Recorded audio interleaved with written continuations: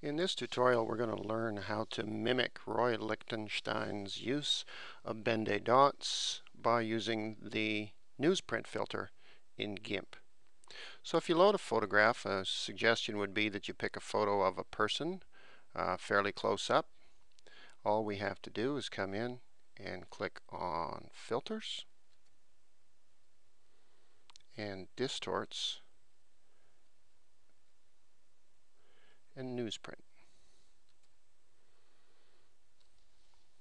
Now, a couple things here.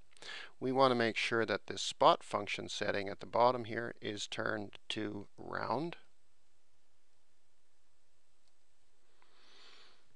And we can probably go with the defaults there. The one thing we are going to have to play around with is this cell size.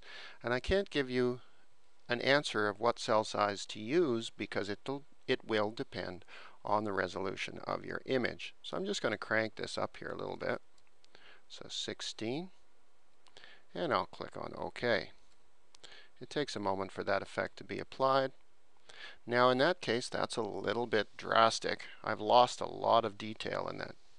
So I'm going to go Control Z to undo. Go back to Filters, Distorts, Newsprint.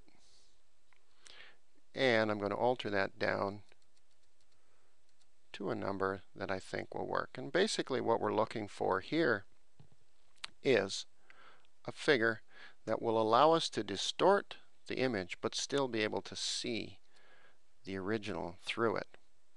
And I like that. In actual fact, you'll notice here that you need to move back and forth away from your screen. Because if you get too close, all you see is those dots. But as you move away, you'll find that you actually can apparently see more detail in the image. So I could save that, and that would be my Roy Lichtenstein image. There's just one other thing I'd like to add here, and that's how deceptive some of this is. If I were to make a selection in my photograph here so that you can see I've selected the skin, and it appears that there's actual skin tone there, but that is a bit deceptive, because if we zoom into that, so here's my selection, you can actually see that the dots are yellow, red, and pink, but the background color is actually white. There is no flesh tone there.